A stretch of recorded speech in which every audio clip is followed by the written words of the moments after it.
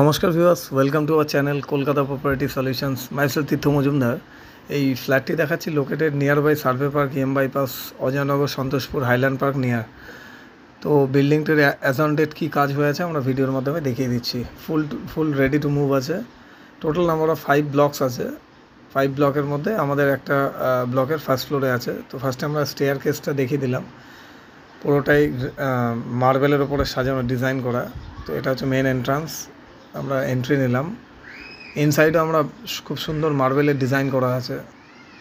আজকাল ম্যাক্সিমামই দেয় 55 টাইলস। তো এখানে আমাদের মার্বেল আছে, মার্বেল কস্টলি।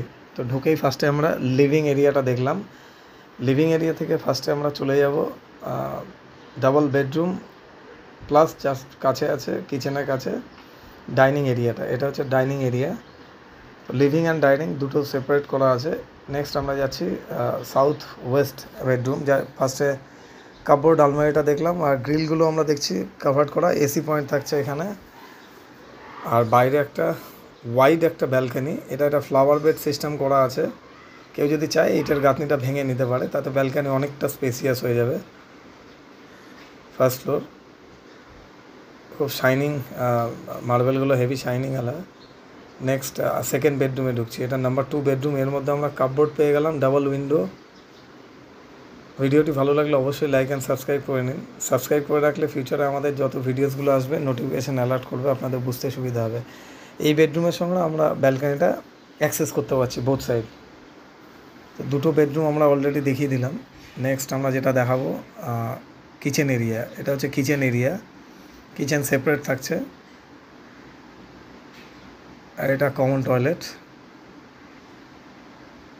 নেক্সট আমরা লিভিং ডাইনিং হয়ে সাউথ ইস্টের দিকে যে বেডরুমগুলো আছে ওটার দিকে চলে যাচ্ছে। এবার আসলাম আমরা থার্ড বেডরুম। আর আমাদের কোম্পানির নাম Kolkata property solutions, YouTube channel Kolkata property solutions.